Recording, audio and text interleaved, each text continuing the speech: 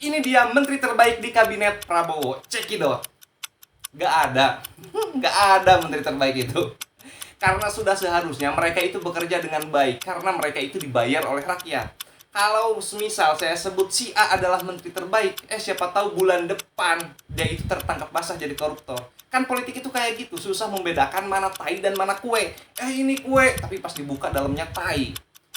Soalnya politik di Indonesia yang disebut terbaik itu kadang bukan yang paling banyak bekerja, tapi mereka yang terlihat kerja. Memang survei itu penting, tapi jangan lupa survei itu cuma cermin, kadang cerminnya itu berembun.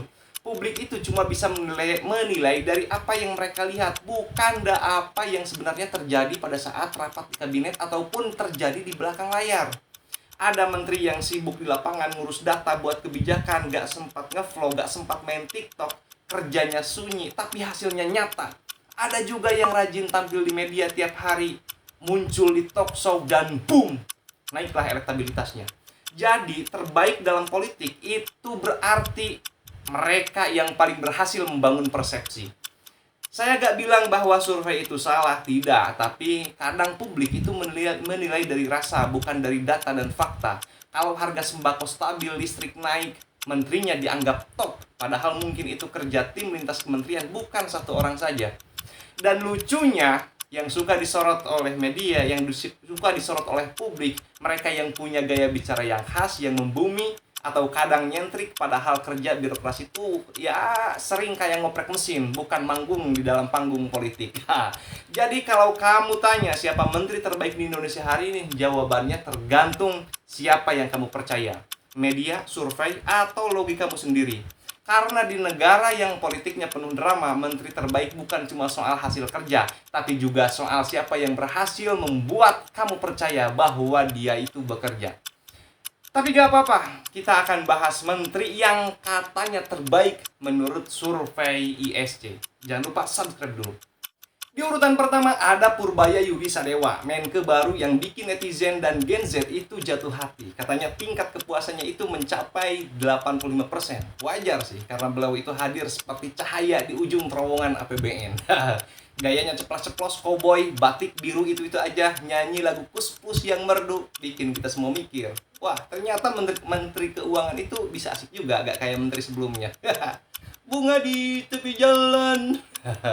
Kerjanya jangan ditanya. Setiap hari dia sidak ke kantor pajak, BNI, BUMN, MBG, sampai Bahlil pun disentil. Ngeri gak tuh?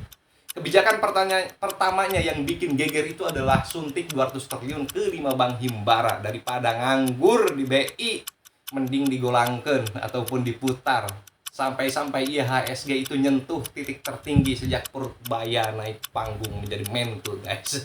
Tapi ya bukan berarti mulus-mulus saja, guys. Kalau dibandingkan dengan Sri Mulyani yang sudah punya reputasi global dan kepercayaan investor internasional, Purbaya itu masih harus membuktikan diri. Target tinggi dan kebijakan agresifnya kadang bikin investor itu was-was. Jadi meskipun publik senang dengan gaya dan gercepnya, tantangan terbesarnya tetap menanti membangun kredibilitas internasional sambil tetap bikin rakyat tersenyum. Di urutan kedua ada Mayor Teddy Indrawijaya, seskap muda yang dicintai ibu-ibu seperti selebgram militer. Gayanya tegas, disiplin, tapi tetap energik. Kayak tentara baru yang baru pulang nge-gym gitu loh, tapi sempat selfie dulu. Dari ajudan pribadi Prabowo sampai jadi seskap, dia banyak mendapatkan sentimen dari publik. Survei ISC itu mencatat kepuasan publik itu mencapai 83%. Gayanya sederhana, gak neko-neko, tapi tetap bikin penasaran, guys. Kerjanya sangat gercep seperti tukang ojek online yang tiba-tiba muncul saat kita butuhkan. Langsung cek sana-sini biar semua urusan kabinet lancar. Dan Teddy juga dikenal sebagai orang kepercayaan Prabowo, selalu mendampingi Prabowo dalam berbagai kegiatan dan menjadi penghubung penting komunikasi presiden dengan jajaran kabinet. Tapi ya namanya juga anak muda dan baru di politik tingkat tinggi, banyak yang nungguin apakah dia bisa menyaingi senior-senior yang sudah lama main dalam percaturan politik kita ini, guys. Kalau salah langkah bisa jadi ada headline, seskap Teddy bikin gaduh. Tapi kalau tepat, kabinet jalan mulus, rakyat senyum-senyum, dan publik makin yakin kenapa Presiden Prabowo sangat percaya dengan Teddy. Di urutan ketiga ada Muhaimin Iskandar alias Caimin, politisi kawakan yang bikin banyak orang senyum-senyum sekaligus geleng-geleng kepala. Lincah seperti kancil. Ampun senior. Gayanya khas, santai, mudah didekati, tapi tetap cerdas dalam mengatur strategi politiknya. Dari pengalaman panjangnya sebagai Ketua Umum PKB, Wakil Ketua DPR, sampai Menteri Tenaga Kerja dan Transmigrasi, dan sekarang menjadi Menko PMK, dia pandai berstrategi, tahu kapan harus melawan dan kapan harus berkompromi. Dari oposisi melawan Prabowo pada saat Pilpres itu tiba-tiba jadi menteri, guys. Suara PKB tiba-tiba melesat berkat kepiawaiannya Caimin. Gaya komunikasinya yang lugas, dekat dengan rakyat membuatnya disukai banyak orang. Survei ISC itu mencatat tingkat kepuasan publik terhadap Caimin itu 82%.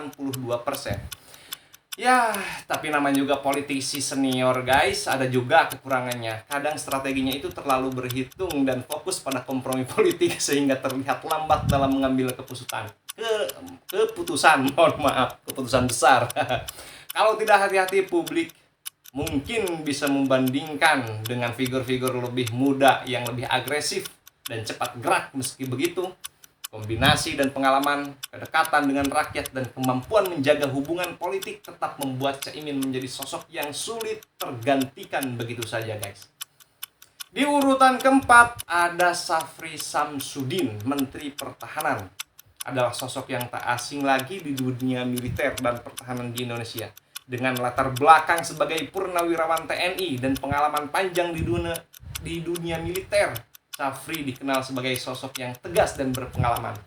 Dalam Kabinet Merah Putih, beliau menjabat sebagai Menteri Pertahanan menggantikan posisi yang sebelumnya dipegang oleh Pak Prabowo. Meskipun baru menjabat, Syafri berhasil meraih tingkat kepuasan publik sebesar 80%. Menempatkan posisi keempat dalam daftar menteri dengan kinerja terbaik menurut survei ISC. Namun sama halnya banyak sosok yang berpengalaman lainnya, Pak Syafri juga harus menghadapi tantangan yang sama. Pendekatan yang seringkali mengutamakan stabilitas dan kehati-hatian dapat membuatnya kurang fleksibel dalam menghadapi dinamika politik yang cepat berubah hari ini, guys.